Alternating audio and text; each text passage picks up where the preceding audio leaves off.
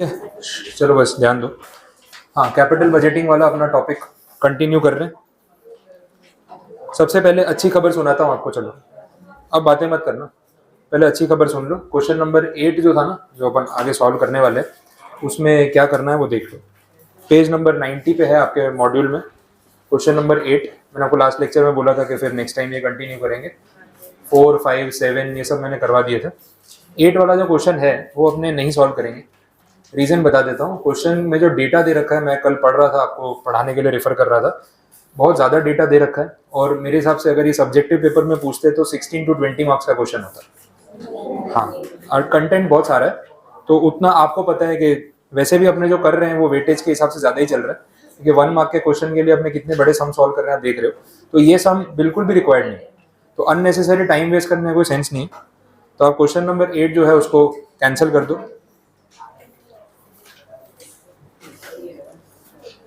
चलो यार बातें मत करो, पीछे वो बैकग्राउंड नॉइज फिर आएगा इसके अंदर, शांत हो जाए। हाँ, क्वेश्चन नंबर 8 आपको पता चल गया, वो नहीं सॉल्व करना है, क्योंकि डेटा भी ना ऐसा वेरिएबल डेटा। अभी तक जो सम्स अपन कर रहे थे कैसे था, CFAT एनुअली सेम है, एक्सपेंस है तो एनुअल बेसिस पे रिपीट हो रहा है। यहाँ पे बोला है पहले साल में मटेरियल का जो अमाउंट आपको रखना है वो 20 लाख है, अगले साल और बढ़ जाएगा 55 लाख हो जाएगा। ऐसा वेरिएबल डेटा है ईयर वाइज, तो इतना सारा कैलकुलेशन करेंगे तो वो MCQ में तो गलती से भी नहीं आने वाला, तो पॉइंट ही नहीं है उसको सॉल्व करने का। सब्जेक्टिव पेपर होता तो इंपॉर्टेंट सम के हिसाब से कैलकुलेट करते, बट आपके एग्जाम पैटर्न से मैच नहीं कर रहा। तो 8 वाला क्वेश्चन आप जाने दो। अब इसके पहले क्वेश्चन दे रखा है क्वेश्चन नंबर 6, वो अपन ने सॉल्व किया था पे बैक पीरियड के पॉइंट ऑफ व्यू से। अब उसमें फालतू मेथड है ARR वाली, जो मैंने आपको बोला था कि थोड़ा चैप्टर खत्म हो जाएगा तब बताऊंगा, तो अब वो टाइम आ गया, तो आज देख लेते हैं उसको। बिकॉज अब चैप्टर में काफ़ी सारी चीज़ें आप समझ चुके हो, मेजोरिटी इज डन, तो वो रिलेट हो जाएगा कि क्या इसमें प्रॉब्लम है और क्या कैसे उसको ठीक करना है और कैसे सॉल्व करना है। ARR की बात हो रही है, average rate of return, actual rate of return, ये सब बोला हुआ है। कैसे निकालते हैं पहले तो फॉर्मूला बता देता हूँ, और ये सम के साथ ही अपने उसको एग्जाम्पल के तौर पर सॉल्व कर लेते हैं। ARR का जो फॉर्मूला है वो कुछ ऐसा है, average profit after tax, average investment, और परसेंटेज में चाहिए तो इंटू 100। ये इतना सा फॉर्मूला है। बनाने वाले ने क्यों बनाया, क्या पाया बना के, पता नहीं, ऐसा ही। Average profit after tax, average investment, यहाँ CFAT नहीं है, जो मैंने आपको एक्सेप्शन बोला था कि पूरा चैप्टर CFAT पे चल रहा है, ये अकेला है जो PAT पे चल रहा है, तो ये PAT के बेस पे काम करेगा। अब जैसे मशीन A की बात हो रही है ना, तो मशीन A का एक बार ARR कैलकुलेट कर लेते हैं इस फॉर्मूला से, तो थोड़ा क्लैरिटी आ जाएगी। PAT के लिए आपको कुछ करना नहीं है, क्वेश्चन में ऑलरेडी PAT दे रखा है। जब CFAT चाहिए था तो हमने डेपरी एड बैक किया था, ये तो PAT दे रखा है। एवरेज PAT का मतलब क्या हुआ, जो 5 साल का प्रॉफिट आफ्टर टैक्स है उसका टोटल करो, डिवाइड बाई 5 करो, उससे ऊपर कुछ नहीं करना है, सिंपल एवरेज। इवन टोटल भी उसमें लिखा ही हुआ है, average PAT is 36875 divide by 5। ये हो गया एवरेज PAT 7375, ये आ रहा है। अच्छा, एवरेज इन्वेस्टमेंट की बात करना है, ये कुछ एक बार ये है ना 7375 है ना, हाँ। एवरेज इन्वेस्टमेंट की बात कर लें। एवरेज इन्वेस्टमेंट के लिए फॉर्मूला कुछ ऐसा निकाला इन्होंने, बोला opening value plus closing value divide by 2, that is average. बोले इन्वेस्टमेंट में ओपनिंग वैल्यू क्लोजिंग वैल्यू क्या होती है, तो इन्वेस्टमेंट में ओपनिंग वैल्यू मतलब वो जो इनिशियली पैसा आपने इन्वेस्ट किया एज कैपिटल एक्सपेंडिचर, वो आपको दे रखा है 56125, इतने की मशीन है ना। क्लोजिंग वैल्यू क्या होगी, 5 साल की जो प्रोजेक्ट लाइफ है उसके एंड में इस मशीन की वैल्यू कितनी बची है, कुछ वैल्यू या जीरो हो गई। डेटा में जो बोला है उस हिसाब से जीरो हो गई। सैलवेज वैल्यू जैसा ऊपर क्वेश्चन में कुछ नहीं दे रखा है, उसमें C पॉइंट मत देखना, वो इंडिविजुअल क्वेश्चन है, अपने भी A पॉइंट सॉल्व कर रहा है, तो C में लिखी कुछ सैलवेज वैल्यू, उसको अभी अवॉइड करो। तो ओरिजिनली क्वेश्चन में कोई सैलवेज वैल्यू नहीं है, लिखा है कि भाई पूरा राइट ऑफ हो जाएगा, तो क्लोजिंग वैल्यू हो गई 0, ठीक है। तो उस हिसाब से एवरेज निकाल लेंगे अपने, पता चला। ये है एवरेज इन्वेस्टमेंट का तरीका, opening plus closing divide by 2, 28062.50।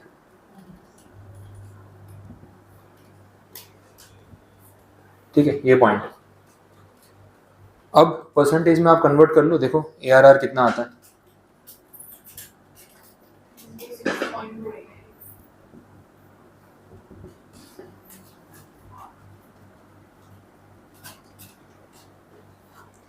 ठीक है, तो ये आ गया ARR of machine A, this is 26.28%।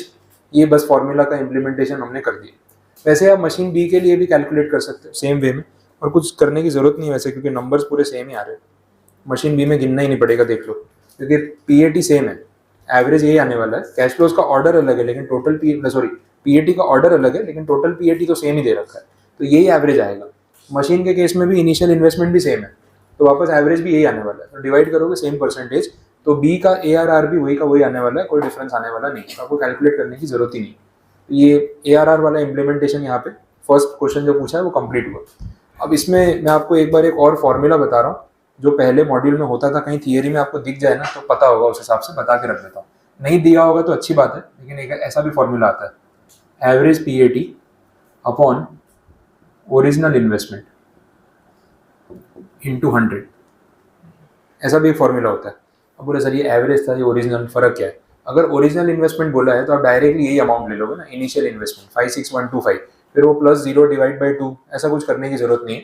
But अगर आप इस फॉर्मूला से इसको सॉल्व करोगे तो आंसर डेफिनेटली चेंज हो जाएगा, क्योंकि यहाँ 28062 आ रहा है, उसके बदले आ जाएगा 56125, तो ये परसेंटेज आधा हो जाएगा, 26 के बदले 13 हो जाएगा, तो वो तो होने ही वाला है। बट काफ़ी जगह जहाँ पे भी ARR के फॉर्मूला दे रखे हैं ना, ये दोनों फॉर्मूला दिए हैं कि आप ऑल्टरनेटिवली कोई भी यूज़ कर सकते हो।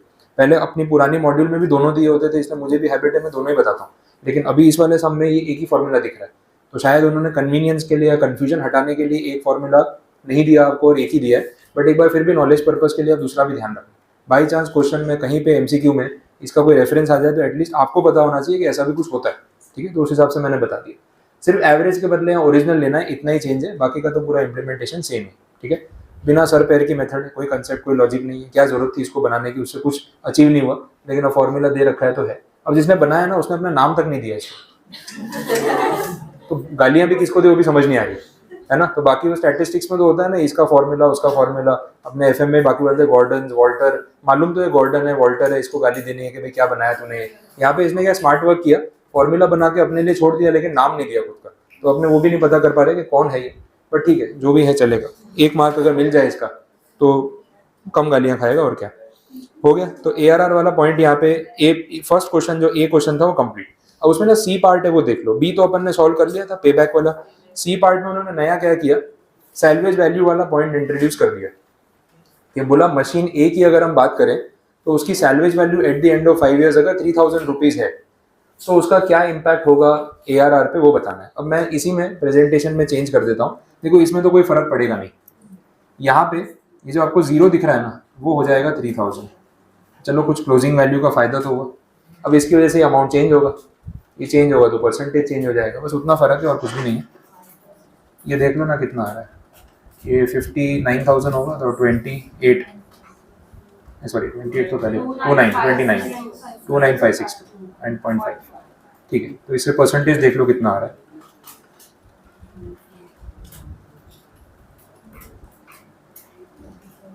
आया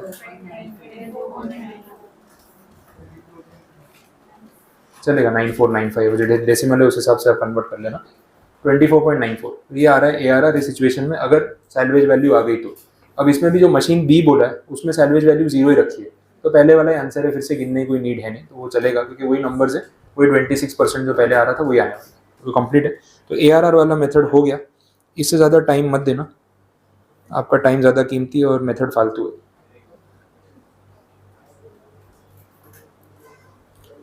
चलो बाकी सम्स में है, एक क्वेश्चन नंबर 9 बाकी है अपना, 9 फर्स्ट वाला 9, 2 9 है ना, तो पहला वाला 9 बाकी है। बट उससे पहले मैं आपको उसके बारे में कुछ चीज़ें समझा देता हूँ। आपको उस क्वेश्चन पे आना है तो आ जाओ वहाँ पे, क्योंकि थियरी और उसके बाद वही सॉल्व करना है, तो क्वेश्चन पे आ जाओ। तो कैपिटल बजटिंग में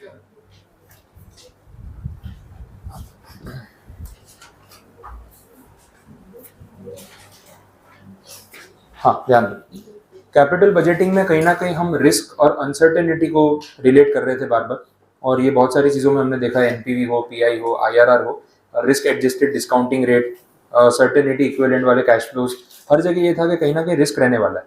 और हम ये भी देख रहे थे कि जितना रिस्क होता है, इन्वेस्टर्स की जो लालच होती है कि भाई हायर रिटर्न्स की तरफ जाना चाहिए, अगर प्रॉफिट हुआ तो अच्छा प्रॉफिट होना चाहिए। फिर ये नहीं हम रिस्क ले रहे हैं, प्रॉफिट हुआ तो 5-7% प्रॉफिट हुआ और लॉस ज़्यादा हो गया, तो अगर प्रॉफिट होता है तो फिर वो 14-15%, 20% तक जाना चाहिए अगर रिस्क उतना हाई है तो।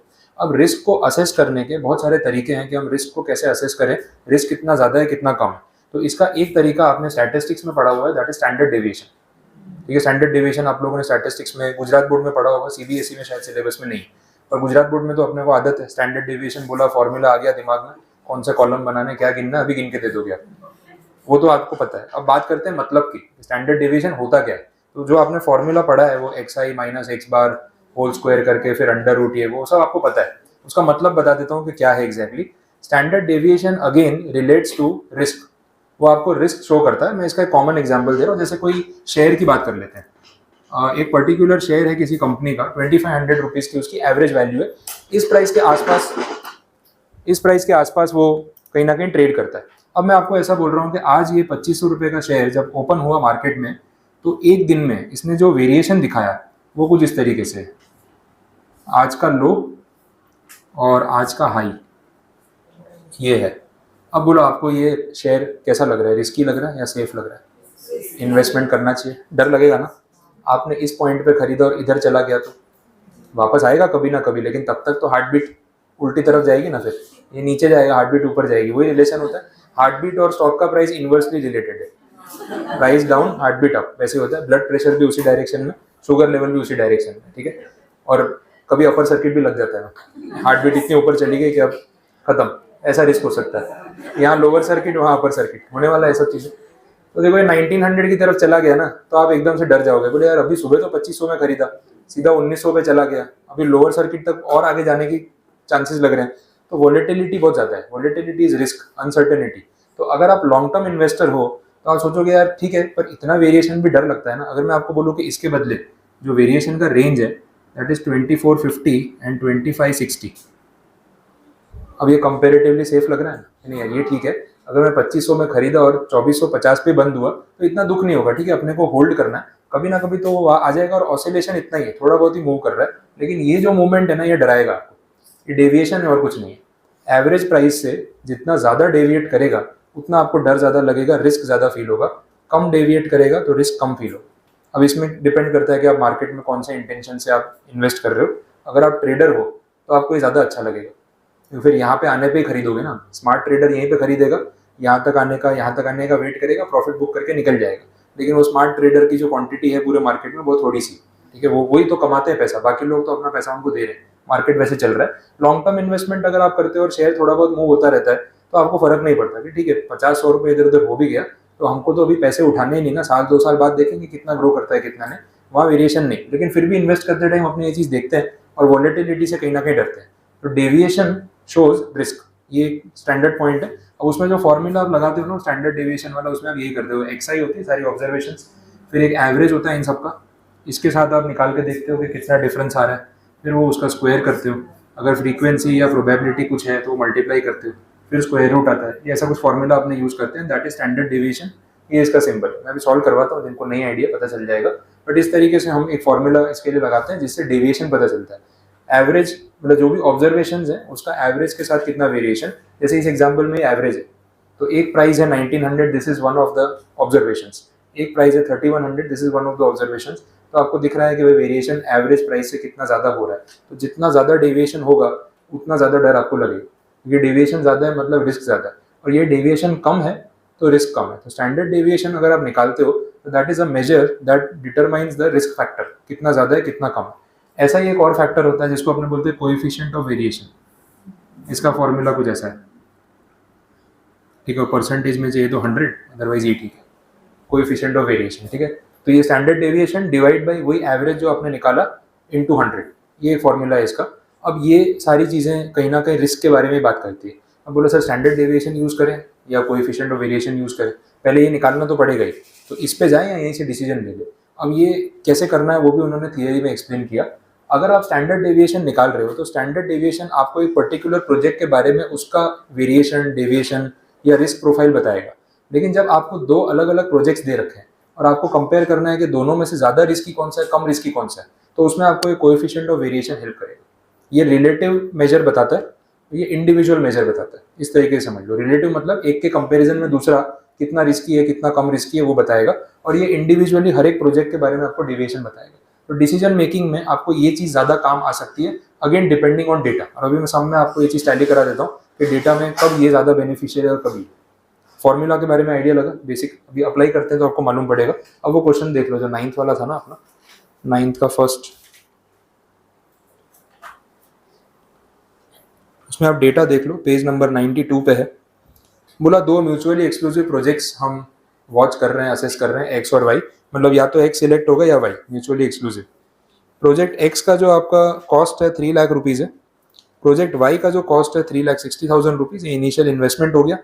बाकी डेटा आपको दे रखा है, प्रोबेबल एनपीवीज दे रखे हैं। ये डिसीजन ट्री में जो किया था ना वैसा, वो 9 एनपीवी निकाले थे, आएगा तो इनमें से कोई एक, लेकिन सबकी आने की अपनी अपनी प्रोबेबिलिटी है। यहाँ पे वैसे ही दिया है। प्रोजेक्ट एक्स में आप देखो, आपको 4 एनपीवी दे रखे हैं, ये एस्टिमेट्स हैं कि 30,000 का एनपीवी आने का भी चांस है, सीधा एनपीवी निकाल के दे दिया, सीएफएटी नहीं है। तो एनपीवी 30,000 आएगा, इसकी प्रोबेबिलिटी कितनी है? 10%, 0.1। एनपीवी 60,000 भी आ सकता है, उसकी प्रोबेबिलिटी ज़्यादा है। वैसे ही 120 भी आ सकता है, 150 भी आ सकता है। तो अगर आपको इतना डेटा दे रखा है, इसके बेस पे अगर एक एक्सपेक्टेड या एवरेज एनपीवी निकालना हो तो आप निकाल सकते हो। क्या करना पड़ेगा? प्रोबेबिलिटी से मल्टीप्लाई, वेटेड एवरेज, और कुछ नहीं। आपको ये जो एनपीवी दे रखे हैं, ये एक्सआई है, उसके साथ पीआई दे रखा है, प्रोबेबिलिटी। तो स्टैट्स में अपने जो करते हैं एक्सआई इंटू पीआई करते जाएंगे, sigma XI pi is average, उतना ही करना। तो ये मल्टीप्लाई कर करके देख लो, मुझे बता दो एवरेज एनपीवी कितना आ रहा है। 30,000 into 0.1 M plus, 60,000 into 0.4 M plus, ऐसे करके करना है, लास्ट में एमआरसी।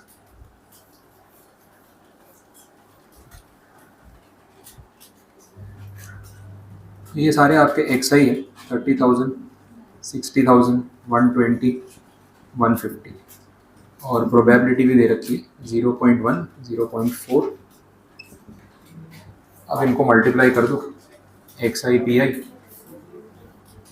और ये बता दो सिग्मा एक्सआई इंटू पीआई। 90,000 आ रहा है। ये 90,000 और कुछ नहीं है, आपका एवरेज है। एस्टिमेटेड एनपीवी में मैंने वर्ड यूज़ किया था एवरेज एनपीवी, मैंने बोला भी था तब डिसीजन ट्री वाले में, मैंने लिखा भी था यहाँ पे, this is average NPV. Average NPV अगर ये सब एक्सआई है तो एवरेज एनपीवी यही हुआ ना, एक्स बार। तो एक्सआई और एक्स बार आपके पास है। अब अगर आपको इस प्रोजेक्ट का स्टैंडर्ड डेविएशन निकालना है तो स्टैंडर्ड डेविएशन का कैलकुलेशन अपने कर सकते हैं, वो भी पॉसिबल है। एक्सआई आ चुका है, कॉलम वाइज बनाओगे तो ऐसे आएगा, एक्सआई माइनस एक्स बार, ये एक कॉलम आएगी। फिर नेक्स्ट इसका स्क्वेयरिंग होगा, ठीक है, और लास्ट कॉलम में इसके साथ प्रोबेबिलिटी मल्टीप्लाई होगी। फॉर्मूला की तरफ जा रहा हूँ कि कैसे स्टेप वाइज आपको ये करना। ये एक बार आ गया आपका, इसका समेशन कर दो सिग्मा, और फिर इसका हम लास्ट में करेंगे स्क्वायर रूट। जो टोटल आपको यहाँ पे मिलेगा ना, उसका करेंगे स्क्वायर। तो सॉल्व कर लेते हैं। अब देखो एक्स आई कितना है? 30,000 है। एक्स बार कितना है? 90,000। तो ये डिफरेंस कितना होगा? माइनस 60,000। एक्स आई माइनस एक्स बार, ये वाला कितना हो जाएगा? माइनस 30, यहाँ पे प्लस 30, और ये लास्ट वाला प्लस 60, यही होगा। अब इसका स्क्वायरिंग करना हो तो हो जाएगा 60,000 का, कितना आएगा? 3600, और लास्ट में 60,000। जीरोस तो बहुत बढ़ जाएंगे यार, कन्वर्ट कर दो ना, कितना हो रहा है? लैक्स में बता दो या करोर्स में आ रहा है तो बता दो। 60,000 इंटू 60,000, अगर आपने 4 जीरो 8 जीरो हो जाएंगे। देखो ना, लैक्स में आ रहा है, करोर्स में आ रहा है। इन्होंने कैसे लिखा है? ओहो, इतने जीरो लिख दिए। 6, 8, 360 करोर्स। ओह, बहुत ज़्यादा हो गया, इतने पैसों का क्या करेंगे? 360 करोड़, तो ऐसे लिख देते हैं ना शॉर्ट में, अपने वो इतने सारे जीरो नहीं लिखे। ठीक है, 360 करोड़ हो गया। फिर ये वाले में क्या होगा? 90 करोड़, ये भी 90, और ये वाला वापस 360, ऐसे हो रहा है। ठीक है, बराबर है। अब इसका टोटल कर लें। अच्छा, इंटू पी आई करना पड़ेगा ना पहले, इसको पी आई के साथ मल्टीप्लाई करो 0.1, ये हो जाएगा 36 करोड़। ये भी 36 आ रहा है, अरे ये वाला भी 36, और वो भी 36। लास्ट में इजी हो जाता है, जब बड़े नंबर डराते हैं ना। ये हो जाएगा 144, ये आ रहा है ना समेशन, 144। अब इसका स्क्वायर रूट ही तो करना है। स्टैंडर्ड डेविएशन जो है उसका फॉर्मूला कुछ ऐसा है, sigma X I minus x bar whole square into P I, और इस पूरे का स्क्वायर रूट। इसका स्क्वायर रूट करो, 12 आएगा। अरे नहीं सॉरी, करो ना, 1 लाख 144 करोड़ में है ना, पर वो इसमें पूरे जीरो लेने पड़ेंगे आपको, तो सिर्फ 144 होता 12 आता, 144 करोड़ लेना पड़ेगा पूरा और फिर स्क्वायर रूट करना पड़ेगा। 37,947 आ रहा है। वो डायरेक्ट 12 नहीं कर सकते, वो सिर्फ 144 होता ना तो कर सकते थे। करोड़ में एक्चुअली में 7 जीरो है ना, वो 7 जीरो की वजह से इशू हो जाएगा। अगर आपको उसको वैसे करना हो थोड़ा कॉम्प्लिकेटेड हो जाएगा। एक बार 144 करोड़ ले लो पूरा कैलसी को और स्क्वायर रूट कर दो, देखो ये आ रहा है कि नहीं आ रहा है। 144 के बाद 7 जीरोस ले लेना फिर स्क्वायर रूट। ये आ गया आपका standard deviation of project x. यहाँ तक कोई कन्फ्यूजन किसी को, जिनका स्टैटिस्टिक्स नहीं पढ़ा हुआ है, फॉर्मूला समझ आया, कुछ कन्फ्यूजन है, नहीं क्लियर हुआ तो बोल दो। गुजरात बोर्ड वालों को तो आपको आइडिया होगा, सीबीएसई में क्योंकि नहीं आता है तो उस वजह से आपके लिए थोड़ा नया है और थोड़ा टाइम लगता है वो फॉर्मूला को एक बार रिलेट करने में, बट एक बार आ गया फिर बहुत ईजी है। जीएसीबी वालों से पूछो, 100 से नीचे बात ही नहीं करते है ना, उसमें वैसे होशियारी मार के घूमते, स्टैट्स में 100 लेके आए, मतलब हाँ बहुत बड़ा तीर मारा है। चलो हो गया, ये समझ आया। अब वैसे ही प्रोजेक्ट वाई है, उसका भी आप कैलकुलेट कर सकते हो। मैं अभी यहाँ पूरा गिनवा नहीं रहा हूँ, आपको फॉर्मेट पता चल गया, उल्टा अच्छा है, घर पे एक बार प्रैक्टिस कर लेना, खुद से कितना सॉल्व हो रहा है पता चल जाएगा। डायरेक्टली अपने आंसर यूज कर लेते हैं। स्टैंडर्ड डेविएशन जो वाई का है 44,497 आ रहा है। ये डायरेक्टली मैं सॉल्यूशन में से ले रहा हूँ, आपके लिए प्रैक्टिस के लिए होमवर्क में रहेगा वो। दोनों का डेविएशन आ गया।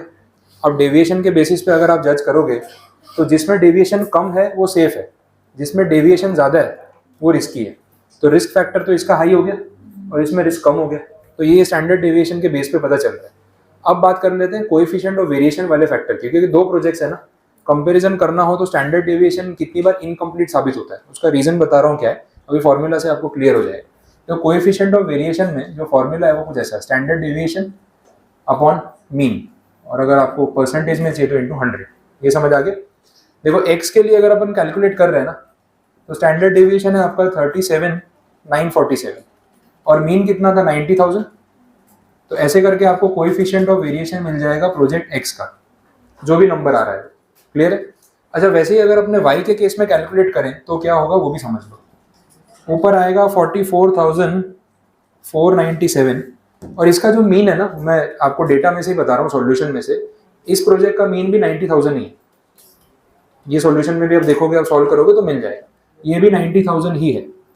तो एक्चुअली में क्या हो रहा है समझो, ये दोनों प्रोजेक्ट्स में बिकॉज ये मीन सेम है तो एक्चुअली में सीवी निकाल के कोई फायदा नहीं हुआ।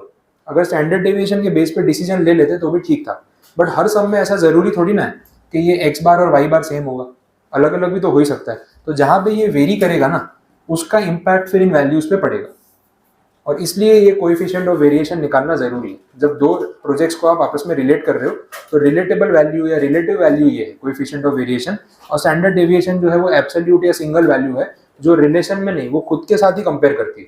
स्टैंडर्ड डेविएशन अपनी ही ऑब्जर्वेशन के एवरेज के साथ कंपेयर करके आपको बता रहा है, किसी और के साथ कंपेयर करके नहीं बता रहा। तो जो रिलेटिव मेजर है वो कोएफिशिएंट ऑफ वेरिएशन होता है। ये इसको इस तरीके से अपने समझ सकते हैं। फ्रेम देख लेना, ठीक है, ठीक है, पता चला ये। तो standard deviation and coefficient of variation का इंपैक्ट क्या है मैंने आपको बता दिया। ऐसे ही और एक सम है, आपको घर पे एक बार प्रैक्टिस करना हो तो मैं बता देता हूँ थियरी वाले पार्ट में, जहाँ पे टॉपिक समझाया हुआ है ना, 72 या 70 के आसपास होगा, हाँ पेज नंबर 76, 75, 76 देखना। 76 पे ना एक वो पूरा टेबल बनाया हुआ है, वो क्वेश्चन है, उसमें वही किया हुआ है, एक्स आई दे रखा है, एक्स बार निकाला है। आप ये सेम मेथड से वो वाला सम भी ट्राई करना और इसका प्रोजेक्ट वाई भी कंप्लीट करना, फिर अगर कुछ क्वेरी आएगी तो मैं डाउट सॉल्विंग में आपको करवा दूंगा, लेकिन एक बार पहले कोशिश करके आओ, सॉल्व करो। सॉल्यूशन के साथ है, इतना प्रॉब्लम आएगा नहीं। तो ये एक पॉइंट आपका यहाँ पे कंप्लीट। और भी देख लेते हैं बाकी क्या मेथड्स थे।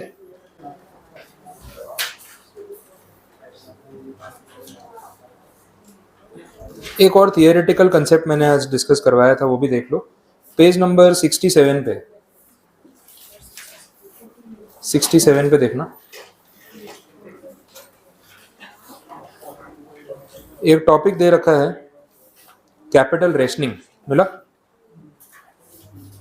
कैपिटल रेशनिंग जब भी ये टॉपिक सब्जेक्टिव एग्जाम में आता है ना, तो बड़ा इंपॉर्टेंट शॉर्ट नोट है। और सब्जेक्टिव पेपर्स जब पास सिलेबस में होते थे तो ये आंसर बार बार पूछते थे। फाइनल में था पहले एफएम, तो हम लोग जब पढ़ रहे थे तो FM फाइनल में था, एग्जीक्यूटिव में नहीं था, तो आपको मतलब उन्होंने अपग्रेड कर दिया कि फाइनल का सिलेबस आप एग्जीक्यूटिव में पढ़ सकते हो, इसलिए फाइनेंस यहाँ पे डाल दिया। ठीक है, हमारे लिए था कि हम नहीं पढ़ पाएंगे, तो हमको फाइनल में पूछा था। तो कैपिटल रेशनिंग की जो शॉर्ट नोट है ना, वो आती थी हमेशा। उस पर्सपेक्टिव से अगर मैं बोलूँ तो हो सकता है कि MCQ में आपको इसमें से कोई थियरी क्वेश्चन मिल जाए, और कंसेप्ट इतना लॉजिकल है कि आराम से आंसर कर पाओगे, तो छोड़ने जैसा नहीं है वो। तो एक बार डिस्कस कर लेते हैं हो क्या रहा है। देखो, रैशनिंग का मतलब क्या है? Rational decision making. ठीक है, रैशनिंग करने का बेसिक मतलब यहाँ पे ये है कि एक मैक्सिमम कैप रख देना, एक लिमिट सेट कर लेना किसी चीज़ की। हम जब यहाँ इस चैप्टर में बात कर रहे हैं कैपिटल बजटिंग की, तो बजटिंग अपने आप वो रैशनिंग की तरफ ही जाता है। ये सोच समझ के डिसीजन लेना, जिस चीज़ के लिए जितना खर्चा इनफ है उतना ही खर्चा करना। और ये चीज़ उसी को समझ में आती है, या तो जो खुद अर्न कर रहा है, या किसी के पैसे संभालने की उस पर जिम्मेदारी है कि ऐसे बिना बात के खर्च नहीं कर सकता। कंपनी का मैनेजमेंट, जो भी कंपनी चला रहा है, वो खुद के पैसों से नहीं चला रहा है, ये तो बात हमें पता है मार्केट कैसे चलता है। लोग इन्वेस्ट करते हैं, आपने मेरी कंपनी में पैसा लगाया हुआ है तो आपके पैसों से बिजनेस कर रहा हूँ, तो मुझे ना बैक ऑफ द माइंड हमेशा ये रहता है कि पैसे मेरे नहीं है, इन्वेस्टर्स के। जो भी कर रहा हूँ इन्वेस्टर्स के लिए कर रहा हूँ। अगर पैसे डुबा दूंगा, गलत जगह यूज कर लूंगा, मेरे एक्शंस का रिएक्शन या रिजल्ट उनको फेस करना पड़ेगा। तो मुझे वो अवेयरनेस हमेशा रखनी है। ऐसा नहीं कि फंड रेज कर लिया फिर जो मर्जी है करो। तो रैशनिंग में हम ये करते हैं कि हर चीज़ की एक लिमिट सेट करते हैं, कितना मैक्सिमम खर्च कर सकते हैं कौन सी चीज़ के ऊपर। जैसे कंपनी में मल्टीपल प्रोसेसेस होते हैं, उसमें आप देख रहे हो प्रोडक्शन करना है, एडवर्टाइजिंग करनी है, डिस्ट्रीब्यूशन नेटवर्क पे काम करना है, एजेंट्स को कमीशन देने हैं, ये बहुत सारे काम होते हैं। अब हर चीज़ के लिए ना कंपनी के जो डिपार्टमेंटल हेड्स होते हैं, जो मैनेजर्स होते हैं, वो लोग एक बजट बनाते हैं। सपोज एडवर्टाइजमेंट, कि भाई एडवर्टाइजमेंट पे कितना खर्च करना है। तो ऐसा नहीं है कि भाई जितना ठीक लगा कर दिया। कंपनी के टोटल रेवेन्यू का एक परसेंटेज फिक्स होता है कि हम इससे ज़्यादा एडवर्टाइजमेंट नहीं करेंगे। Again that depends on the business, कि आपका बिजनेस क्या है उस पर डिपेंड करेगा कि उसमें मार्केटिंग की कितनी नीड है। आप देख रहे हो जितनी भी edtech companies, online companies, e commerce companies है, ये सारी ई कॉमर्स कंपनीज जो ये प्रेशर में रहते हैं कि मार्केटिंग तो हमें करते रहना पड़ेगा। जैसे फॉर एग्जाम्पल जोमेटो आप देख लो, अब जोमेटो की कितनी ऐड आती है, आपको दिन में एक बार जोमेटो की ऐड ना दिखे ऐसा पॉसिबल ही नहीं। या तो टीवी पे आएगी, या मोबाइल ऐप में आएगी, या यूट्यूब पे आएगी, कहीं ना कहीं तो ऐड देगा ही देगा वो। और डेली रेगुलर बेस पे वो लोग ऐड कर रहे हैं। ये क्यों कर रहे हैं पता है? आपको बस याद करवाते रहते हैं कि कभी भी खाना ऑर्डर करना हो ना, हमें याद करो, हम बैठे। आप नहीं भी याद करोगे तो हम सामने से आके आपको याद कराएंगे, फिर देखो घर की रोटी सब्जी कैसे खाते हो। ठीक है, घर में सब्जी बनी है, कभी होता है ना ऐसा, घर में जो खाना बना है सारी सब्जियां तो पसंद होती नहीं है, तो कभी अपने आप को समझा रहे थे कि चल ठीक है यार, होता है कभी जो सब्जी नहीं पसंद है वो भी बनेगी तो खानी तो पड़ेगी। उसी बीच में जोमेटो का नोटिफिकेशन आ गया, पिज्जा दिखा रहा है उसके अंदर, खत्म काम। एक तो वैसे ही मन मना के खा रहे थे खाना, उसमें जोमेटो वाला एक तो पिज्जा को खींच खींच के दिखा रहे थे, देखो कितना चीज है इसके अंदर। फिर बोले नहीं, अब तो रोटी सब्जी नहीं जाएगी, अब तो जोमेटो करेंगे। वो आपको ऐसा लालच दे देगा ना, अपना सेल बढ़ा लेते हैं। डोमिनोज वाले भी यही करते हैं। ये तो और मतलब बोलते हैं ना, इंसानियत ही नहीं इन लोगों में। डोमिनोज, लापिनोज, हर वेडनेसडे फ्राइडे एक बार नंबर दे दो इनको, खाना बनने नहीं देंगे घर में। ये वो बोगो ऑफर आता है, बाई वन गेट वन वाला, टॉर्चर कर देता है सुबह से मैसेज कर करके। दिन में 2 बार मैसेज आ जाएगा, जब तक ऑर्डर ना करो रिमाइंड कराते रहते, बोले ऑफर है हमारा, आप क्यों घर पे खाना बना रहे हो, ऑर्डर करो, एक पे एक फ्री मिल रहा है। ठीक है, तो 2 के बदले 4 लोग खा लेंगे, क्यों टेंशन ले रहे हो। फिर अपने भी लालच में आ जाते हैं कि चल यार मंगा ही लेते हैं। इससे एक्चुअली ना उनका रेवेन्यू बढ़ता है, कस्टमर्स को अक्वायर करना और रिपीट कस्टमर्स को बुलाना। तो ये लोगों को पता है कि ये फालतू नहीं है। एक्चुअली खाना किसी को आप टीवी पे दिखाओगे, और जितना बड़ा टीवी है ना उतना मन करेगा फिर खाने का, डोमिनोज का ऐड देख के, क्योंकि पिज्जा उतना बड़ा दिखेगा आपको स्क्रीन पे। तो वो भी एक चीज़ है कि ऑर्डर करना है। इससे एक्चुअली में वो लोग जो रेवेन्यू का अपना एक हिस्सा मार्केटिंग में खर्च कर रहे हैं ना, उसका उनको रिजल्ट मिल रहा है। और पता है कितना रेशियो है, ये 30 से 40% पैसा एडवर्टाइजमेंट पे खर्च करते हैं जितना कमाते हैं। बहुत हाई रेशियो, 40% पैसा रेवेन्यू का अगर आप मार्केटिंग और एडवर्टाइजमेंट पे खर्च करते हो, that is a very high ratio. लेकिन उनको करना पड़ता है, क्योंकि दिखेगा नहीं तो बिकेगा नहीं। 4 दिन फिर घर का खाना खाओगे तो आदत पड़ जाएगी, फिर पिज्जा याद नहीं आएगा। ऐड देख देख के फिर आपका मन करता है, वो ऐड से ही उनका रेवेन्यू जनरेट हो रहा है। तो वो सोचते हैं यार 100 रुपये कमाने के लिए 40 खर्च कर रहे हैं, 60 तो बच रहा है ना, तो 40 खर्च करते रहेंगे और 100 रुपये कमाते रहेंगे। ये कैलकुलेशन पे चलते हैं। तो डिपेंड करता है कि उनका बजट क्या है, बट एक लिमिट तो उनको सेट करनी पड़ती है। अगर अनलिमिटेड एक्सपेंसेस करते रहेंगे तो कभी कंपनी प्रॉफिट में नहीं आएगी। और ये लोग बेचारे ऐसा फेस कर चुके हैं। जोमेटो कितनी पुरानी कंपनी है, 2009-10 का स्टार्टअप है, अभी आ गया 2022, तो 12-13 साल हो चुके हैं। इन लोगों ने पहले इनिशियल ईयर्स में पहले तो ब्रांड बिल्डिंग किया, अब उसके बाद उन्होंने कैश बर्निंग किया। कैश बर्निंग मॉडल बोलते हैं बिजनेसेस का। कैश बर्निंग का मॉडल है इन्वेस्टर्स के पैसों को आग लगाओ, लोगों को डिस्काउंट देते रहो। तो वही अपने बात कर रहे थे कि आप कोई भी फूड आइटम अगर ऑर्डर करो जोमेटो से, आज ये सिचुएशन है, आप टैली कर लेना। मैं तो खुद 2-3 बार टैली किया हुआ, बीच में सोशल मीडिया में बहुत इसका हाइप क्रिएट हुआ था। फेस्टिव सीजन में देख लो, जो मिठाइयों की दुकान है ना, मैं माखन भोग पे गया, काजू कतरी का रेट लिखा था 880 रुपीज़ पर केजी, वही रेट है। फिर मैंने जोमेटो पे देखा 1100 रुपये, फिर उसमें दिखा रहा है 20% डिस्काउंट, फिर जैसे 20% डिस्काउंट दिखाता है 200 रुपये कम हो गए, तो मुझे लग रहा है चल 900 रुपये की पड़ रही, डिस्काउंट दिया, स्टोर में 880 रुपये की है, फिर उसके ऊपर लगाता है डिलीवरी चार्ज, और फेस्टिव सीजन में लगाता है सर्ज प्राइसिंग कि बोले अभी फेस्टिव सीजन है, बहुत डिमांड ज़्यादा है, 40 रुपये एक्स्ट्रा लूंगा। तो वो 880 रुपये की घर के पास 1-2 किलोमीटर पे जाके मैं लेके आ सकता हूँ, वही जब उससे मंगवाई ना तो 950, 980, 1000 रुपये की पड़ रही। तो डिस्काउंट कुछ नहीं, वो उल्टा हो रहा है, एक्स्ट्रा पैसे देने पड़े। अब उन्होंने ये शुरू कर दिया है कि अब हम पैसे कमाएंगे ताकि हमें भी कुछ प्रॉफिट दिखे, पर ऑर्डर हमारा भी कुछ रेवेन्यू जनरेट होना चाहिए, क्योंकि इन्वेस्टर बेचारे इतने साल से वेट कर रहे हैं कब प्रॉफिट देगा ये, आ रहा है समझ में। अब वो उस पॉइंट पे जा रहे हैं। अब इससे देखो कैपिटल रेशनिंग की जो हम बात यहाँ पे कर रहे हैं, मैं क्यों रिलेट करा रहा हूँ, बिकॉज इसमें ना दो चीजें होती है। जब कैपिटल रेशनिंग कर रहे हो या अपने एक्सपेंडिचर्स पे कंट्रोल रख रहे हो, उसका रीजन एक्सटर्नल भी होता है और इंटरनल भी होता है। एक्सटर्नल रीजन वो जब आपके इन्वेस्टर्स आप पे प्रेशर बनाते हैं कि भाई हमें कब कमा के दोगे, बाहर से प्रेशर आ रहा है कि खर्चे पे कंट्रोल करो, बिजनेस में कॉस्टिंग कट डाउन करो, प्रॉफिट निकालना शुरू करो, या तो प्राइसिंग बढ़ाओ, हम इसी का वेट कर रहे हैं। ये दूसरा एग्जांपल अगर आपको जोमेटो के अलावा दूं तो एडटेक कंपनीज में अभी ये हुआ है, जितनी भी एजुकेशन टेक्नोलॉजी वाली कंपनीज हैं, इसमें बाइजूस है, वेदांतु है, अनअकैडमी है, ये सब बड़ी बड़ी कंपनीज जिनके आपने ब्रांडिंग देखे, ये लोग पिछले 2 साल से इन्वेस्टर्स को लिटरली बेवकूफ बना रहे हैं और कुछ नहीं कर रहे।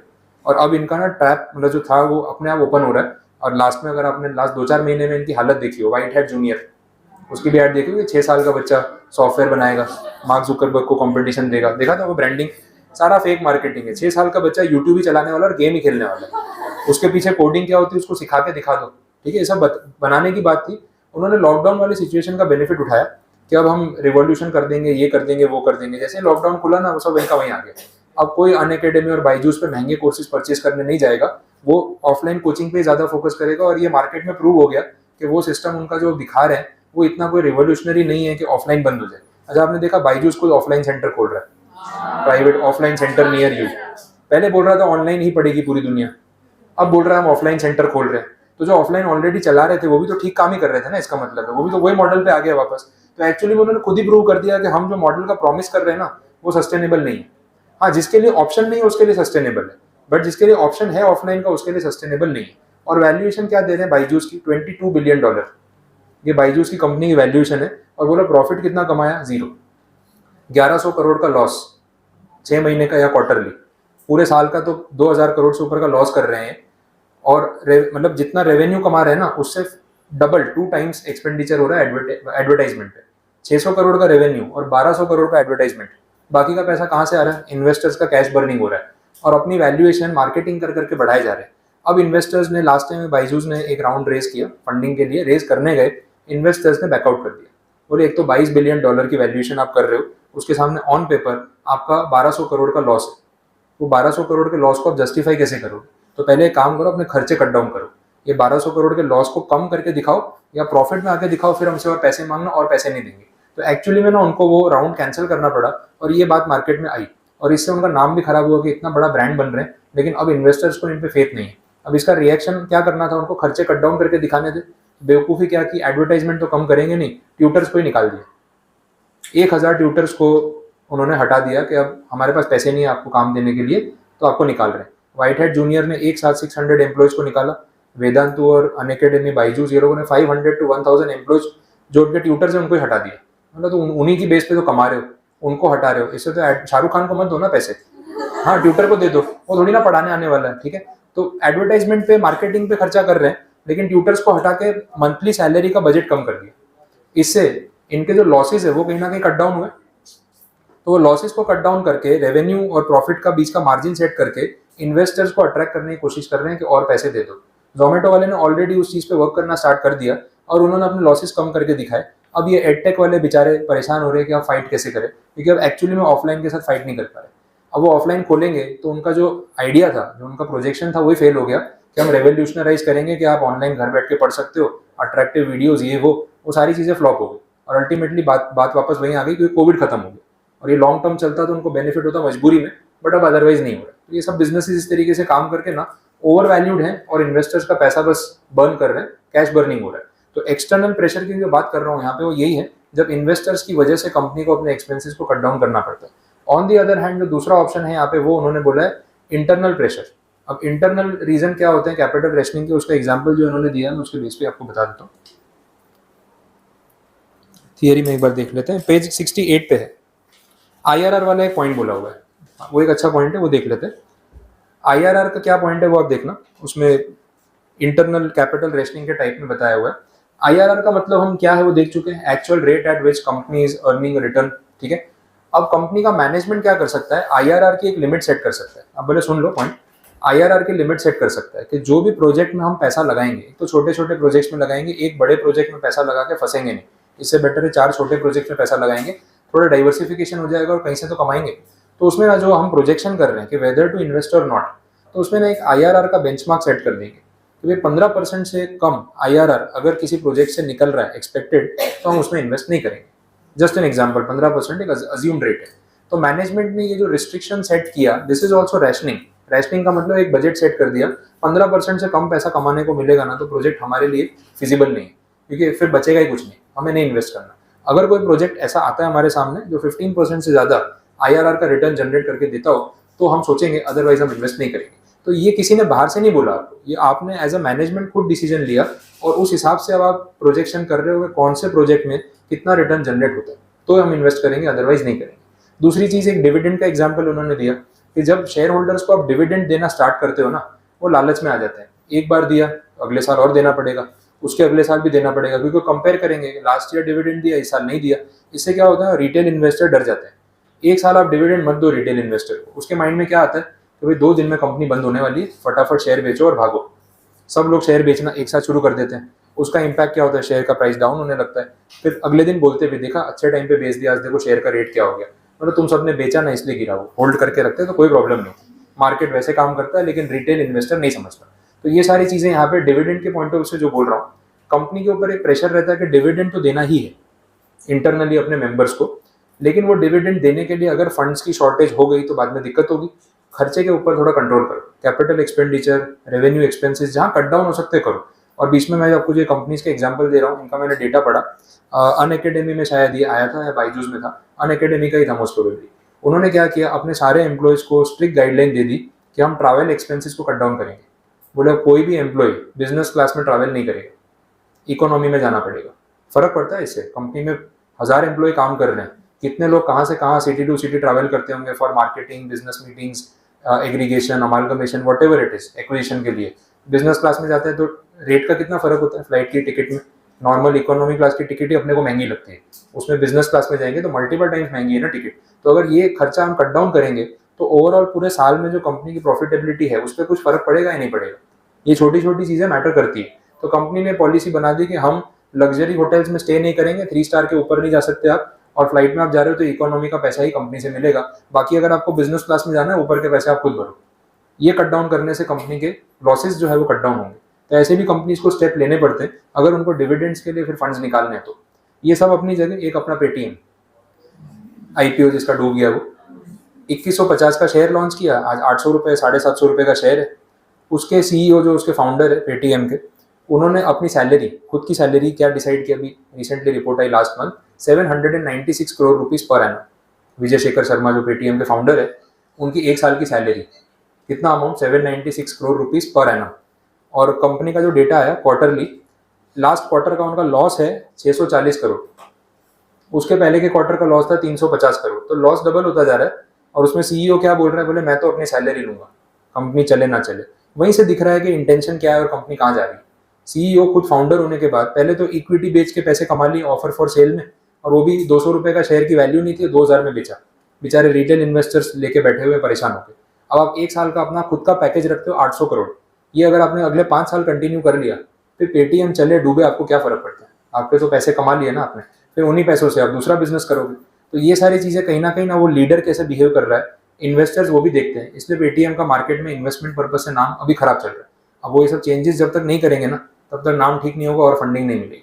इवन जो चाइनीज इन्वेस्टर्स थे, सिंगापुर के इन्वेस्टर्स थे, उन्होंने भी स्टेक बेच बेच के पैसा निकाल लिया, और खरीदा किसने, पब्लिक ने, जिन्होंने IPO में पैसे लगाए। पता चलो। तो ये सब चीज़ें पास ऑन होती रहती है कि अपना बर्डन पास ऑन करो और निकलो वैसा। अब कैपिटल रेशनिंग में मैंने आपको जितने पॉइंट्स बताए सब इसके अंदर लिखे हैं। ये 67 पेज पे जो पैराग्राफ स्टार्ट हो रहे हैं, वहाँ से आप थियरी पढ़ोगे ना तो आपको सारे पॉइंट्स इसमें मिल जाएंगे। मैंने उससे रिलेटेड ही बताया, एक्स्ट्रा और कुछ नहीं। ठीक है, और कोई पॉइंट बाकी तो नहीं है वैसे। रिमेनिंग जो भी है वो अपने कल कंटिन्यू करेंगे। मेजॉरिटी चैप्टर आपका खत्म हो गया ऐसा आप समझो। छोटे छोटे बहुत मेथड दे रखे हैं, अब उसमें से जो भी एमसीक्यू से रेलेवेंट लगेंगे मैं उतने ही बताऊंगा। अगर कोई बहुत इरेलीवेंट लगेगा तो उसको छोड़ देंगे, उसके ऊपर ज़्यादा टाइम वेस्ट नहीं करेंगे, ठीक है।